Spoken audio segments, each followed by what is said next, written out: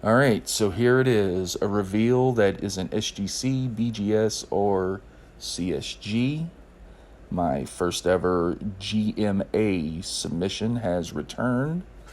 Saying it's mine is a bit of a misnomer.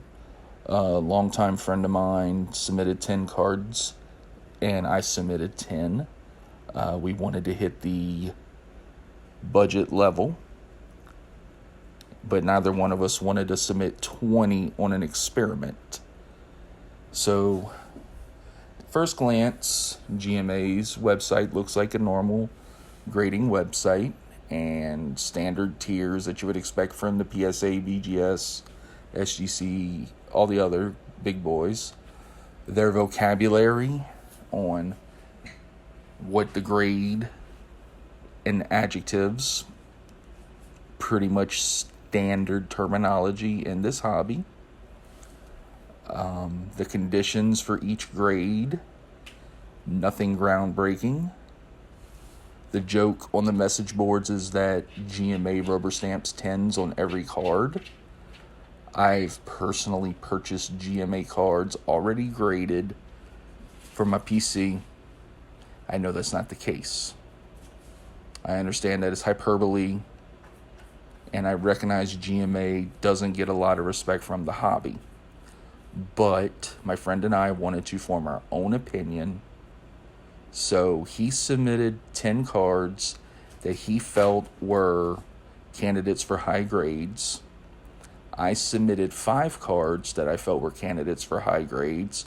And I also submitted 5 cards that I knew had imperfections, just to see how GMA handled that sort of imperfection. So this is a true blind reveal. I found out very quickly that they bill you via PayPal. They issue you a tracking number, and you get no communication. Then the box shows up, and there's cards in here. So let's get ripping.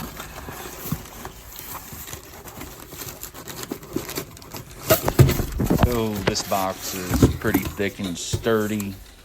It's a little bigger than the boxes I'm used to getting from CSG and BGS. But, so I'm assuming the cards are going to be well protected. Nothing looks out of line here. It's amazing how small 20 cards looks when they're compressed like this. So, alright, first one is a Greg Maddux rookie card. I knew that there was a surface flaw when I selected it. It looks like they picked up on that as well, and I feel a 7 is a fair grade on this card. No real complaints. I knew what I was doing when I submitted this one. Next up is a Barry Sanders card. Now, I'm surprised this one got a 7. I submitted it pack fresh. In fact, I opened that pack on this channel after Christmas, and card looks pretty solid to me. Centering looks great. Surface looks clean. Edges look fine. I'm not sure what they're seeing.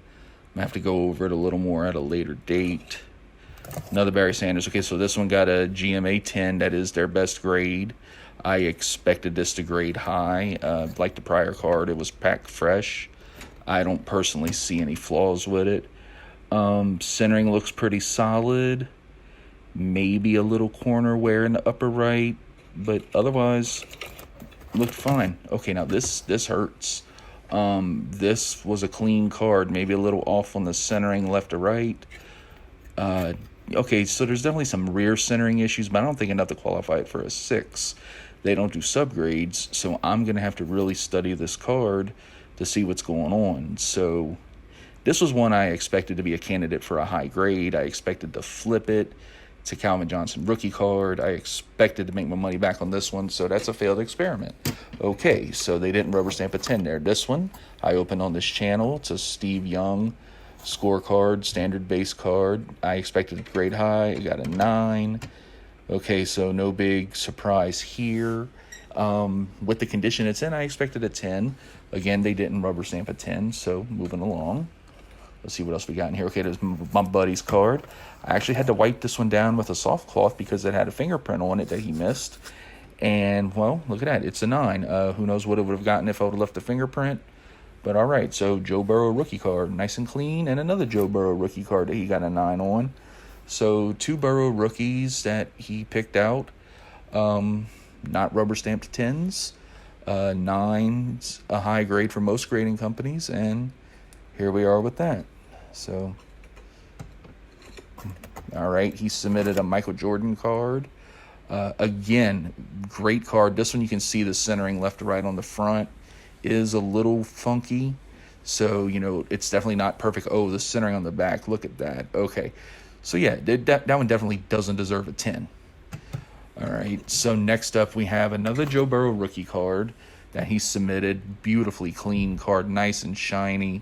Centering looks great. I'm not sure what is wrong with it for it to get a 9 as opposed to a GMA 10. But again, I feel like I'm repeating myself. Not a rubber stamped 10. And now, see, this is his card. You would think that was me that submitted it because I'm the Drew Brees fan, but beautiful card. I'm glad he submitted this. Personally would have sent it to BGS, but again, it's a 9. It's not a 10. I'm not seeing any glaring issues with, that top right corner and edging was a little shaved. So there we go. That makes sense. Okay, he's also a big Jose Canseco fan. So we have a Canseco rookie here that he got a Gem Mint 10 for a GMA 10. And I'm a little bit questioning that top to bottom centering on the rear of the card. And I do see some edge fraying, but he got a 10. Is it a good 10? I don't know. Here's another Canseco rookie. They declared this one an 8, and the centering's a little weird. Cleaned off the slab for the scan. It doesn't look too out of line for me. I don't know why I got an 8 compared to why the other one got a 10. Okay, this one got an 8.5. So what's the difference between this one with an 8.5 and the earlier one I got an 8? I'm not seeing anything that's jumping out, screaming flawed card. Maybe the ink's a little faded. I mean, I'm grasping at straws on this one. Yeah, the top edge is a little frayed. Okay. Next up is the kid, King Griffey Jr. Rated rookie. Iconic card, not as iconic as the Upper Deck.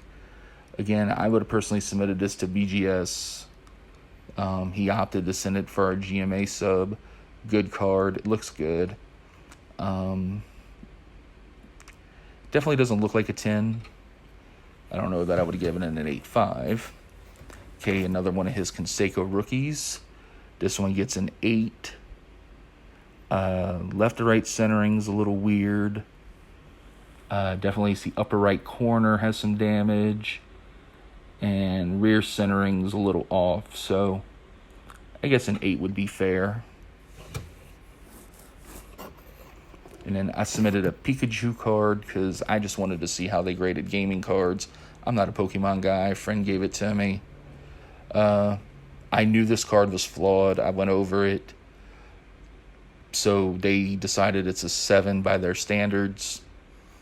I knew it was flawed. I knew it had problems. So, cool. See, this I expected a 10. This I submitted as a candidate for a high grade. It's a Trevor Lawrence rookie card. It's a base rookie. I wouldn't expect to get more than $12, $13 out of it. But I was expecting a 10. I got a 9. Okay, so you can see a little left-right centering on the rear is a little off. So I guess that is a fair assessment on their part. This, again, very clearly flawed card. It was a perforated card that I had to punch out. Yeah, so it qualified as a 7. I thought it'd be lower, personally. But, okay, cool. It's a piece of history.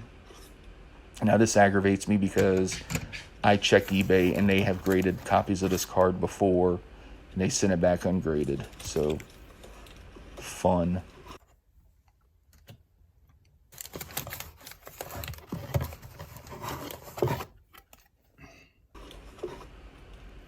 Last but not least, a vintage card. I thought it was in a lot better shape than 3. I wanted to see how they handled vintage cards. And it looks like there's an inner sleeve with it, holding it in place. I didn't notice an inner sleeve on the other cards. And, okay, there's a stain right there on the border. I don't know how I missed that when I sent it in. And looking at it on the scan, they put it in the slab off center. So that's a little quality control issue. Okay, well, that's it in the box. Oh, and here's a Frank Thomas card that I picked up from myslabs, just to throw out a myslabs plug. Since I can't submit GMA cards to myslabs, they're going to have to go on my Facebook shop or my eBay shop. I'm probably going to lose money on this submission. But yeah, final thoughts. I don't see where they rubber stamp 10s. I would say, if nothing else, they're inconsistent. Maybe they saw me as a new customer and figured I was going for an easy 10 and decided to teach me a lesson and grade harder. I've said before, though, I don't believe in conspiracy theories. That's just me spitballing. Maybe I did submit inferior cards. Maybe my eye isn't that great.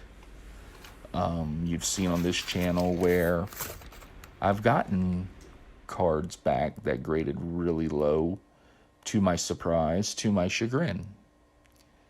But most of the time, I'm submitting for personal collection and my registry, or to sell things to buy more. I would consider this GMA experiment a success for my friend. I think he did a pretty decent job picking out cards to send.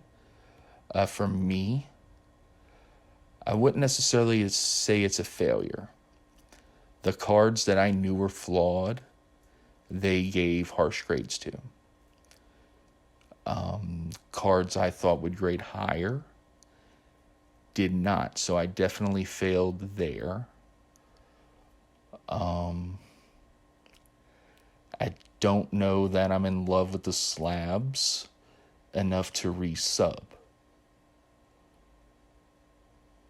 I will say, though, I would not feel comfortable criticizing anyone that opted to use GMA. I might use them again in the future. I do have a ton, like nearly 1,000 pre-war tobacco cards that I would like to slab for flood protection purposes. And their unit price would be very attractive for that if the grade doesn't matter. But yeah, I'm definitely not going to be sending them my Frank Thomas cards, my Drew Brees cards, my Three Stooges cards, or, my Garbage Pail Kids. Low-end stuff that I maybe want to flip. Maybe. But right now, I consider the GMA experiment done. And I guess I need to get my buddy's cards to him. So, signing off. Thanks for tuning in to Nerdgasm.